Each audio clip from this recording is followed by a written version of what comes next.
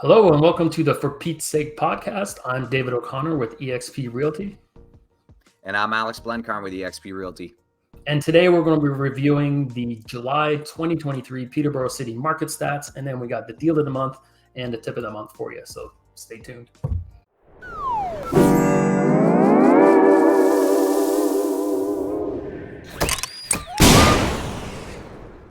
Hey, Alex, how's it going? Good, man. Doing well, enjoying summer. Actually, yesterday we went up to a place called Eels Creek, which is off of Highway 28. It's about 40 minutes from Peterborough, and awesome spot. You can kind of hike to a waterfall there, so that it was super, super cool. Great hike. And then there's also Crownland camping just on the trail, just a little bit off the trail. There's certain sites. So great spot to go. I think we're just going to have to pack up one day and go camp there for a weekend. But yeah, we just went for the waterfall this time and it was sweet. What about you? How you been? Good. Just keeping busy with the kids on the weekend. Went to the cottage. Noah, he's my 4-year-old. He caught 2 bass. No way. And they were doing things like he's kayaking now. They're swimming in the lake, catching minnows. We're trying to get them away from the screens, right? So yeah, the cottage time is pretty good. So yeah, we're trying to let these kids know that there's also a place called the outdoors. Yeah. And catching bass is a great way to do that. Is he a push button guy or has he got the rod and reel? Rod and reel. It's my. Oh yeah. When I got married, because my father-in-law is a hunter and a fisher, right? And then I didn't grow up with that, so he gives me a hard time. We joke around, but in his wedding speech, he bought a Nerf gun for me that he presented to me during his speech, and then a Mickey Mouse fishing rod. But oh, nice. I got the final laugh because I've used that Mickey Mouse fishing rod and I've caught fish with it. So and now we passed on. Noah's using it. Yeah, nice. So, yeah, just trying to do the outdoors thing. Yeah. All right, so we got some work to do here. Yeah. Overall, not a bad month of July in terms of statistics. We'll kind of hop into that. But first, let's kind of just talk about the implications of interest rate increases. So I just did a quick calculation here on RBC. We can link the calculator down below, but it's a super generic calculator where you basically punch in a mortgage amount and it gives you an estimated monthly payment.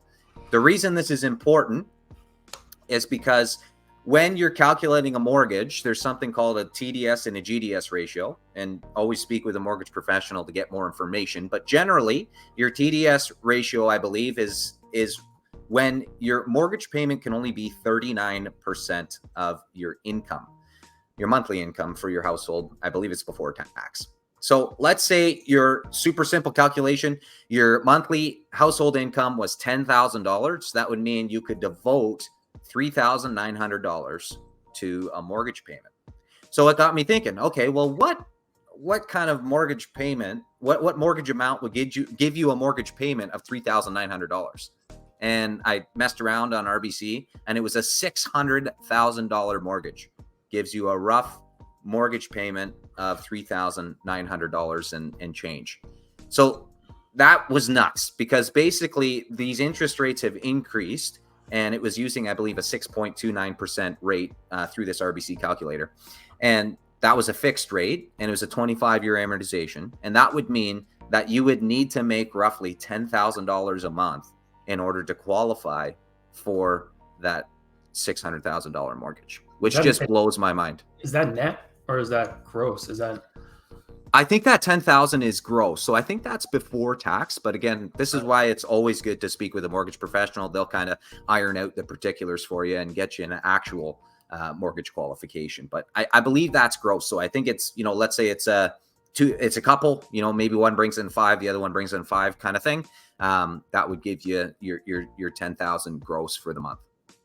Yeah. And that's a big household income, and it gets you, well, at least in Peterborough, like an average house. Yeah.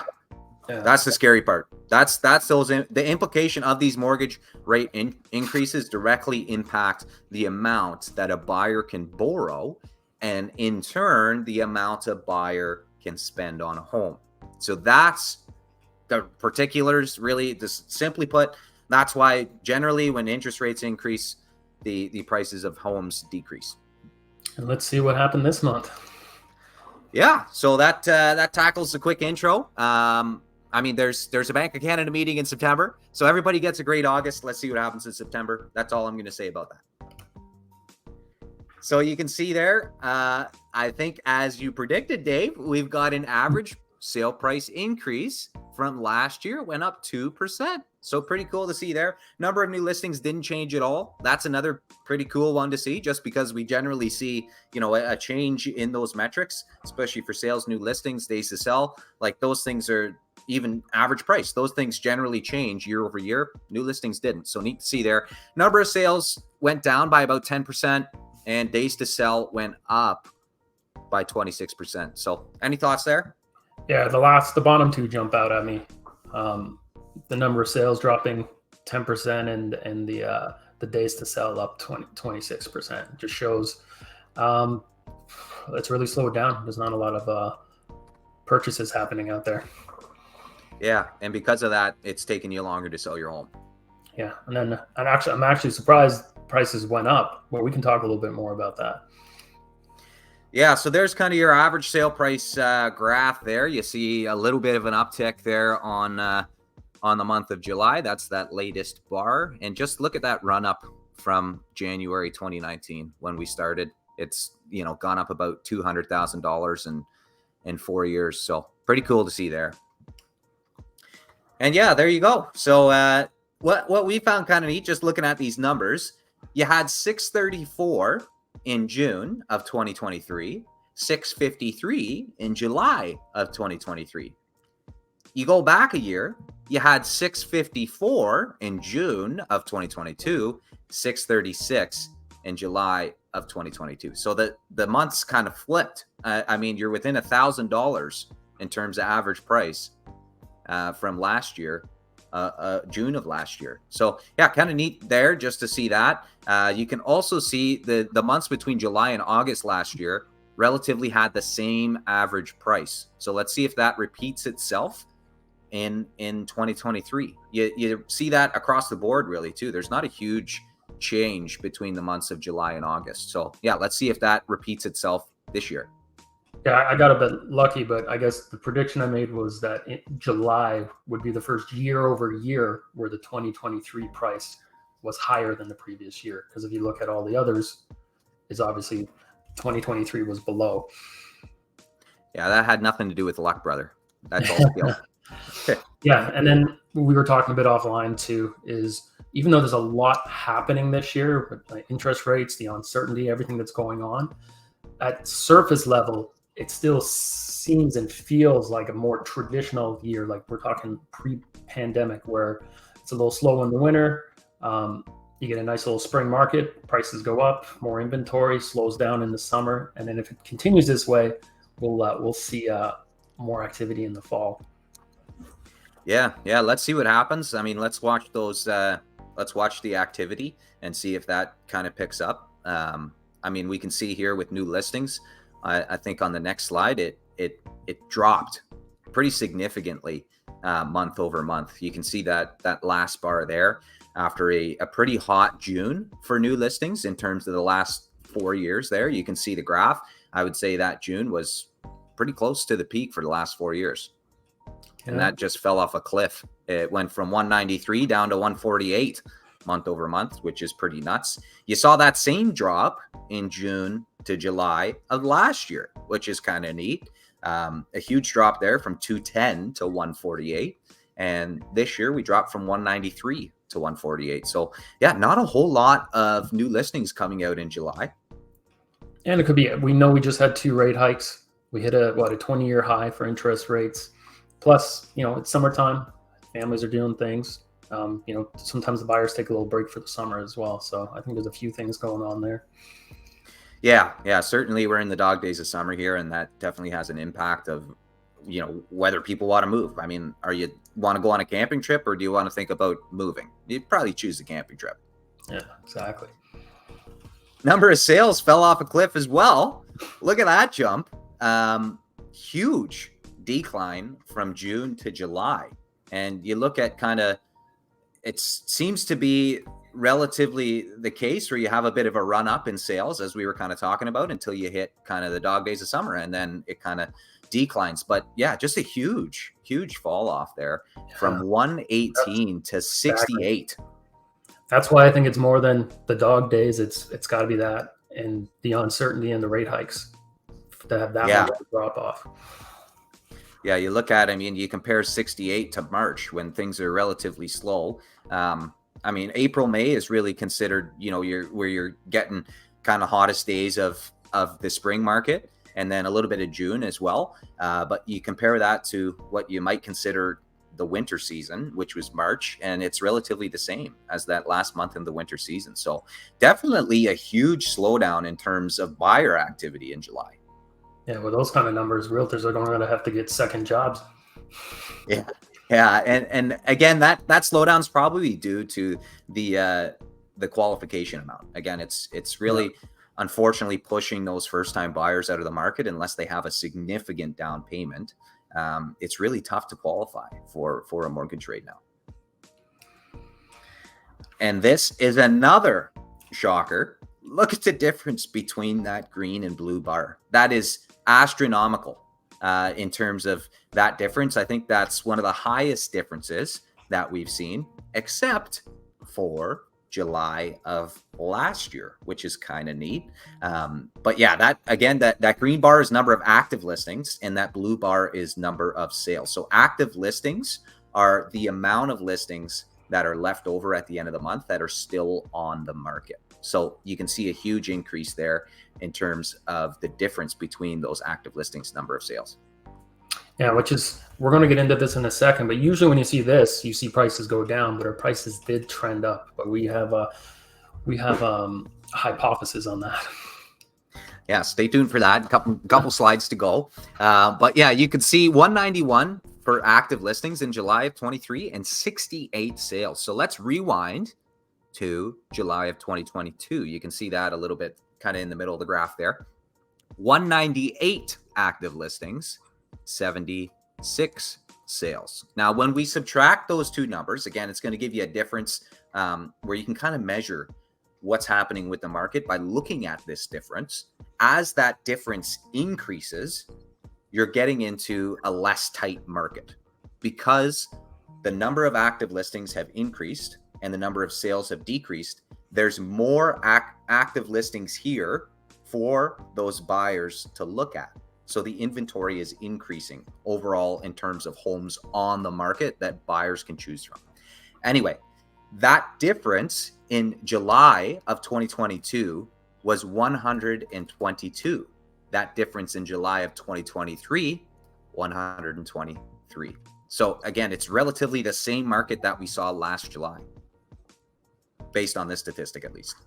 You've got days to sell. Those, again, shot up. I think it was about 24% year over year. And yeah, I believe we're up to about 24 or 26 days to sell in Peterborough. So just about a month. There's a real abruptness to the month over month change, taking longer to sell, the influx of inventory, the decline of sales. It's just very abrupt for month over month. Yeah, everything seems to just be, like you're saying, a drastic change month over month. It doesn't look bad when we compare it year over year. But again, that's because it seemed to have been a similar market last July. It's just, I don't think that change between June and July was as drastic as it is this year. Yeah, so you can see there are 24 days to sell. But that's a pretty big jump from 16. You're 2 weeks to now, I guess, another extra week, roughly speaking. So yeah, it added an extra week for the amount of time it takes to sell your home. And with the amount of inventory, well, at least inventory to sales we're seeing, I would expect this number to go up again in August. Because when you have this much inventory, or there's a disparity like this between sales and inventory, you tend to have less holding offers. And holding offers, that you hold for a weekend and you sell. If you're seeing less of that and things are sitting on the open market, buyers have more variety to choose from. They're in less competition. And again, there's a lot. Are you seeing this too? There's a lot of conditional sales falling through on finance. For sure. Yeah, for sure. Of that. So you're seeing a lot of properties come back to market because someone who maybe they didn't get a proper pre-approval, but when the market with these 2 rate hikes as well, and the banks are really tightened up. Yeah, I agree. And you can see, I mean, out of those 5 years that we have there, we've got 4 out of 5 of those years, we saw an increase in the days to sell between July and August. So just something to note there. You know, is that trend going to continue? Sorry, 3 out of the 4, because we don't have the July to August difference here. Yeah. So yeah, we'll see if that trend continues. And then months of inventory. So again, because of that huge jump and the difference between those active listings and number of sales, we've got roughly 3 months of inventory. I believe it was just over that three months of inventory mark from the graph. So, but a huge jump. You went from 1 month of inventory to 3 months of inventory. You added an extra 2 months. Again, this means that we are moving closer to more of a balanced market. We are still technically in that seller's market territory. I believe it's under 4 is a seller's market. So we're still there. It's still a seller's market, but you can just see the change month over month in that month of inventory statistic. Like, when was the last time we had a 1 to a 3 jump? You can't even find it in this graph. You can't even find it in these statistics. Like, that's how drastic the change was month over month. And again, for those that don't know, if the market was to freeze right now at the current sales rate, it would take 3 months to burn through the amount of inventory that we currently have. Where it was, you know, when it was 1, it was more like a 1.8, 1.9. Yeah. But now we're just over 3. But it's not that we're at the 3 now, it's how abruptly this happened. Yeah. Huge shift there. And then this kind of neat. So this is the price distribution. If you remember back to last month, we had about 20% of the sales were under 500,000. You compare that to this month. We've only got 10% sold under 500, 12% sold between 5 and 550, 20% 550 to 6, 19% 6 to 650, and 16% sold over $800,000 in the city. So what do you make of this? Well, this is, so all the other stats we're seeing, the increased inventory, we're seeing days to sell increase, sales go down, usually results in prices going down, where we saw prices go up, like 25K or on average, Yep. right? I believe the reason for that is we just had we only had 68 sales. So it doesn't take many bigger sales to influence our numbers. And because we had that increase in the bottom 2 here, especially the over 800K and the 19 you see from 6 to 5, we just had more sales at that higher price point. And because our sample size is only 68 sales, I think it just got influenced, because all the other numbers should have shown our prices going down. I just think it was influenced by some bigger sales because our sample was only 68. And this is why it's so important to study things like this, because you might see a statistic somewhere online and you'll see, oh, the average price went up. The average price went up in Peterborough. Awesome. The real estate market isn't crashing. Awesome. I should sell my house. But it doesn't necessarily mean that your house's value went up by 25K. Because all that changed was the price distribution and what type of homes sold. So what price point was more popular during the month of July in terms of buyers' preferences. So it doesn't necessarily mean your house went up. It doesn't necessarily mean the market's going up, because of all of those other stats indicate that the market is going down in terms of price. But because we've only got 68 sales to look at, that sample size is so small, we've got the price distribution here increasing that average price. That's what I'm saying. If we had $3-4 million home sell, like something that's in the 1.2 around that average, that would skew these numbers. Yeah, and you see that with, I mean, your third highest point there is over 800K.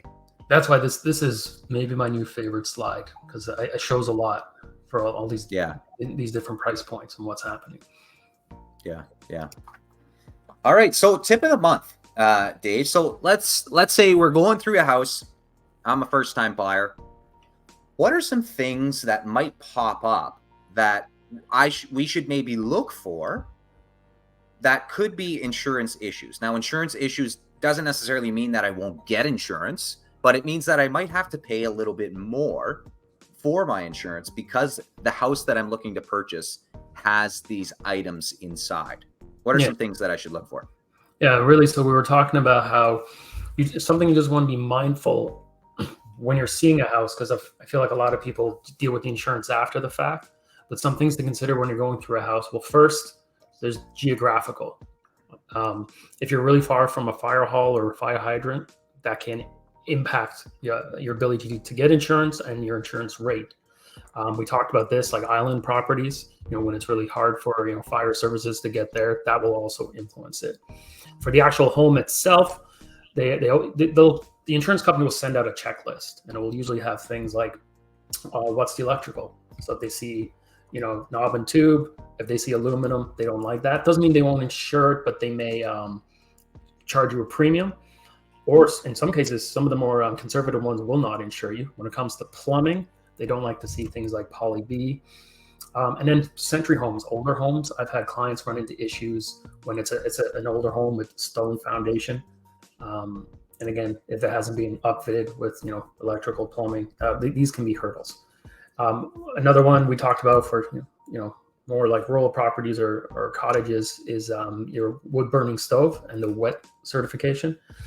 If it's not currently wet certified, they may not insure. But a lot of insurance companies are flexible. So sometimes they will insure you, but they'll give you a time period, 90 days, 120 days to bring these things up to the standards as well.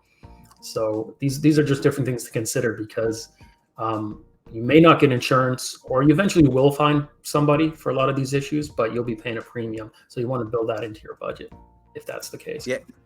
Yeah, something to think about just when you're going through these homes. And again, we always recommend speaking with specific professionals, and that's why we work with awesome professionals that are experts in the fields that we recommend. So always speak with an insurance professional. Let's say it does have knob and tube in a home inspection. Let's say maybe it does have aluminum wiring, maybe it has an oil tank, maybe it has poly B, maybe it has a non-wet certified fireplace. Speak with an insurance professional. Say, hey, the house that I'm looking to purchase does have this fireplace in there. It's not wet certified. What's that going to look like in terms of my insurance payment and things? Should I repair that? Should I get rid of that fireplace? Should I even purchase the house? Am I not going to be able to get insurance? And a really important thing to know is you do, most of the time, I believe, you do need insurance in order to get financing. So that's why insurance is so important, because you're going to need it in order to get a mortgage. So it's always important to have home insurance. But that's definitely one of the key reasons when you're looking at purchasing a home. Yeah. And if there are big concerns of a house you're interested in, then when you're putting your offer in, you can put in a condition of obtaining insurance. And you can use a very generic one that's, insurance that are satisfactory to you, the buyer. Yeah. So you want to get that in to your offer if there's these kind of concerns. Really, in a perfect world, you almost want that with any property, but definitely if there's concerns. Yeah. Okay, so let's fast forward here to the deal of the month. We've got 642 8th Concession Road in Havelock. So this property is south of Havelock, listed by Christine Ann Thompson. Awesome job with this listing.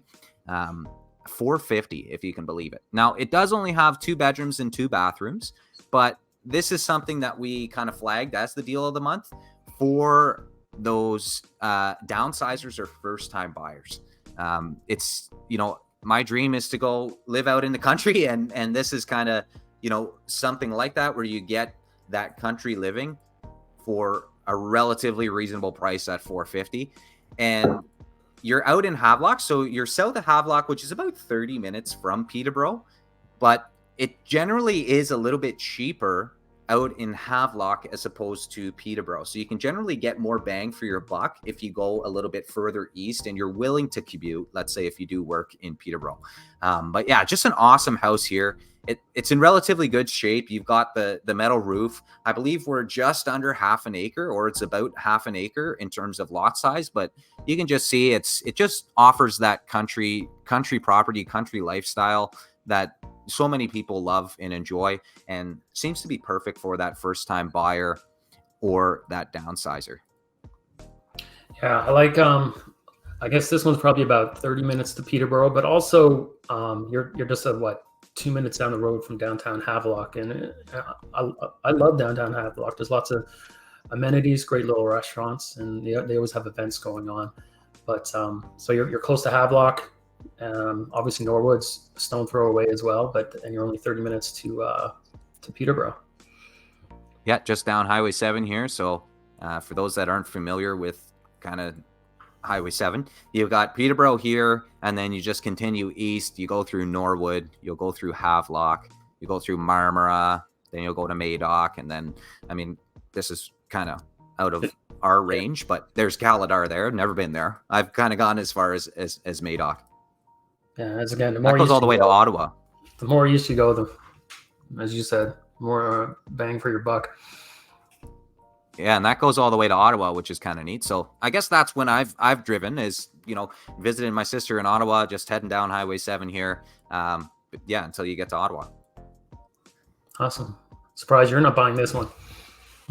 Yeah, I wouldn't mind it. I wouldn't mind it. I might maybe get the wife to be out there and take a look at it, and yeah, we'll see. I think it's a good value at $450, and yeah, great spot just to downsize or first time buyers if you just want to move out to the country. Oh, awesome. Well, Mr. Blencarn, thank you again for putting all this together.